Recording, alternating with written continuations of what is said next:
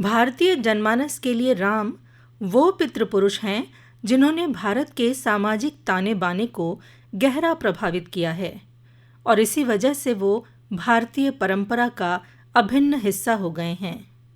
तुलसी के श्री राम मर्यादा पुरुषोत्तम हैं और वाल्मीकि के राम मानवीय भावनाओं से ओतप्रोत संतुलित राम हैं। श्री राम का जीवन सबको चमत्कृत नहीं करता बल्कि आकर्षित करता है। वो त्यागी हैं, प्रेमिल हैं और लोक व्यवहार को भली भांति समझते हैं, लेकिन फिर भी हर पद पर मर्यादा का पालन करते नजर आते हैं। राम सबके प्रेरणा स्रोत हैं, समाज के सह निर्माता भी हैं और इसी वजह से राम के आदर्शों का भारतीय जनमानस पर इतना गहरा प्रभाव संभव हो पाया है। एक पुत्र के रूप में राम ने एक ऐसा मर्यादित स्वरूप समाज के सामने रखा है कि हर पिता राम जैसे पुत्र की कामना करता है। आज जब धन के मोह में पुत्र आपस में विवाद कर लेते हैं, माता और पिता की उपेक्षा करते हैं, उत्तराधिकार सबसे बड़ा मुद्दा हो जाता है। ऐसे में राम समाज को ये सिखाते हैं कि उत्तराधिकार में साम्राज्य उनका अधिकार है, किंतु वो इसमें कोई विवाद नहीं चाहते। इसी कारण पितृ इच्छा जानकर वन गमन को सहर्ष तैयार हो जाते हैं। राम के इस त्याग को बताते हुए पंडित बृजनारायण चकबस्त कहते हैं कि रुखसत हुआ वो बाप से लेकर खुदा का नाम, राहे वफा की मंजिले अव्वल हुई तमाम।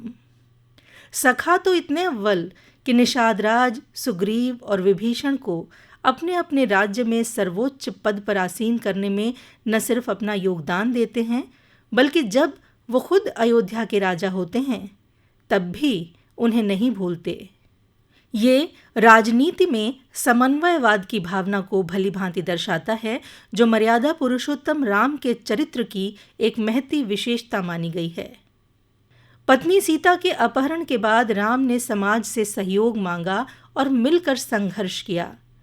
समाज के हरेक छोटे बड़े वर्ग के साथ मिलकर उन्होंने लंका तक पुल बांधा।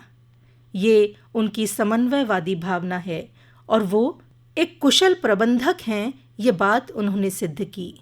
अपने वनवास के दौरान समाज में हाशिए पर मौजूद लोगों के लिए वे उद्धारकर्ता के रूप में दिखाई देते हैं।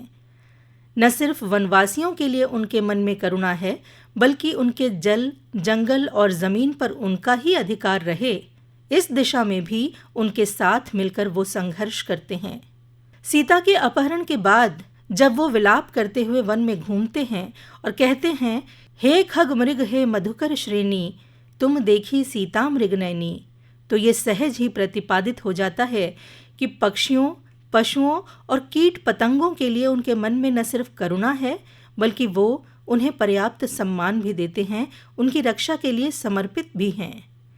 शबरी के जूठे बेर खाकर राम समाज में परित्यक्त और उपेक्षित समूहों को मुख्य धारा में जोड़ते हैं और उनमें आत्मविश्वास की भावना का संचार करते हुए सामाजिक कल्याण का उदाहरण हमारे सामने रखते हैं।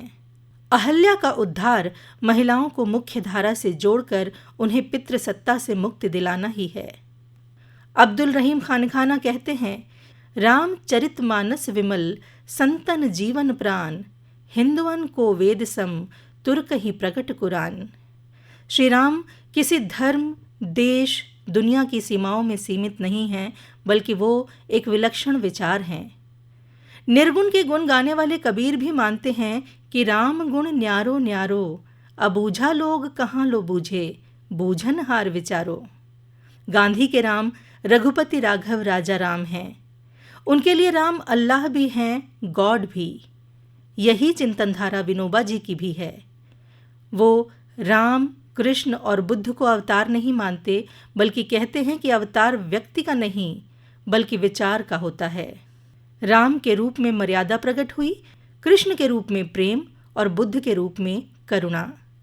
राम मनोहर लोहिया कहते हैं कि गांधी ने भारत को संबोधित करने के लिए श्री राम का ही सहारा लिया। दरअसल राम इस राष्ट्र की एकता के प्रवर्तक हैं। हमारी सामाजिक और राजनैतिक परंपराओं को समावेशी बनाने में राम की अद्वितीय भूमिका है।